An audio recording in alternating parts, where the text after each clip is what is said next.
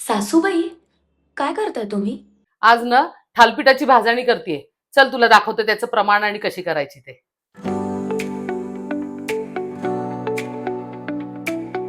थालपिठाच्या भाजणी करता आपल्याला बाजरी, ज्वारी, गहू, तांदूळ, हरभऱ्याची डाळ, मुगाची डाळ, उडदाची डाळ, धने, जिरं, अख्खे मूग, हरभरे आणि मेथी दाणा या गोष्टी लागणार आहेत. सगळ्यात पहिले आपण इथे बाजरी भाजायला घेणार आहोत. इथे मी 1 किलो बाजरी घेतलेली आहे. मीडियम गॅसवर ही आपल्याला खमंग भाजायची आहे. जोपर्यंत या बाजरीची लाही फुटत नाही ना, तोपर्यंत आपल्याला ती छान भाजून घ्यायची. इथे आता ही बाजरी आपली होत आली आहे. एक 5 मिनिटात ह्याच्या छान लाया फुटायला लागतील. अजून एक 5 मिनिटं आपल्याला छान भाजून घ्यायची आहे ती.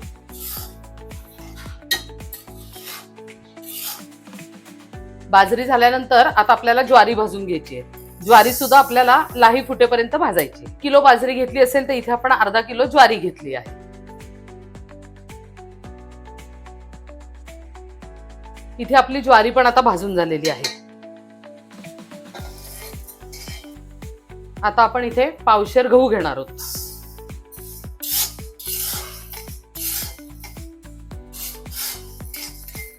इथे आपले गहू छान खमंग भाजून झालेले आहेत. आपण ते आता काढून घेऊया. गव्हानंतर आपण आता इथे तांदूळ भाजून घेणार आहोत. तांदूळ सुद्धा आपण पावशेर घेतलेले आहेत. इथे आपले तांदूळ छान खमंग भाजून झालेले आहेत. ते आता काढून घेऊयात.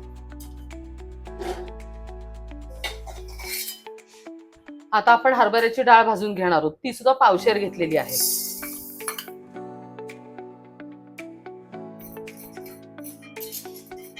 इथे आपली डाळ आता खमंग भाजून झाली आहे. ती काढून घेऊया.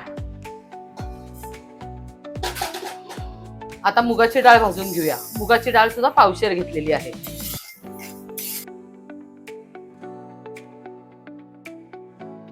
इथे आपली मुगाची डाळ सुद्धा छान खमंग भाजून झाली आहे. ती काढून घेऊया. आता आपण उडदाची डाळ भाजून घेणार आहोत. ती उडदाची डाळ सुद्धा मी पावशेर घेतली आहे. उडदाची डाळ आपली खमंग भाजून झाली आहे. ती आपण आता काढून घेऊया. आता आपण अख्खा हरभरा भाजून घेणार आहोत. तो इथे मी अर्धी वाटी घेतलाय, म्हणजे आतपाव घेतलाय.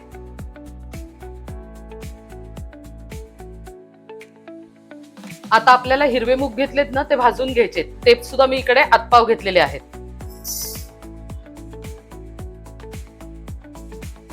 आता आपण धने भाजून घेऊया. इथे मी 1 मोठी वाटी भरून धने घेतलेले आहेत. धने आपले छान भाजून झालेत. ते काढून घेऊया. आता आपण जिरं भाजून घेणार आहोत. इथे मी मोठे 4 चमचे भरून जिरं घेतलेलं आहे. जिरं भाजतानाच आपल्याला त्याच्यात 1 चमचाभर मेथी दाणे टाकून घ्यायचे.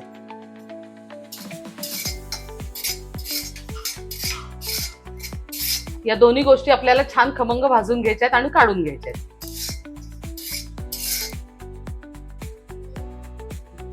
भाजणीसाठी लागणारे सगळे जिन्नस आपले छान भाजून झाले आहेत. आता हे थोडंसं जाडसर पीठ आपल्याला दळून आणायचंय. आता आपण करणार आहोत भाजणीचं थालपीठ. त्यासाठी इथं आपण भाजणी घेतली आहे. त्याच्यात चवीप्रमाणे मीठ घालणार आहोत. थोडीशी हळद, लाल तिखट, थोडीशी हिरवी मिरची बारीक चिरून ती घ्यायची आहे. भरपूर कोथिंबीर घालायची आहे आणि कांदा.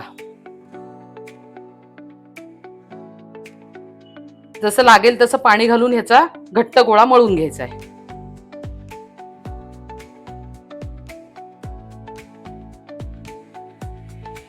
हे थालीपीठ तुम्ही डायरेक्ट तव्यावर पण थापू शकतात, किंवा असा कागद मिळतो त्याच्यावर सुद्धा थापू शकतात, किंवा आपला हातरुमाल असतो ना, तो ओला करून घ्यायचा आणि त्याच्यावर सुद्धा थापता येतो.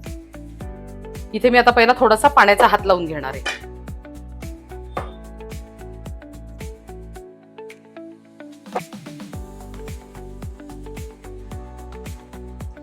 वरून तेल घालण्यासाठी आपल्याला इथे थालपिठाला अशी भोकं पाडून घ्यायची आहेत. तवा चांगला तापला की थोडंसं तेल घालून घ्यायचंय. सगळ्या तव्याला आपल्याला हे तेल लावून घ्यायचंय.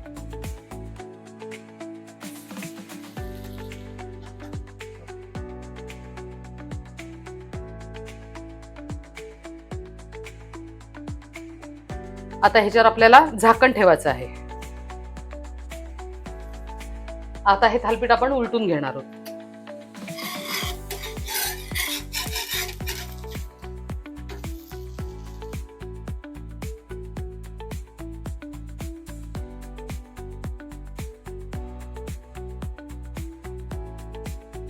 तयार आहे आपलं खमंग भाजणीचं थालीपीठ.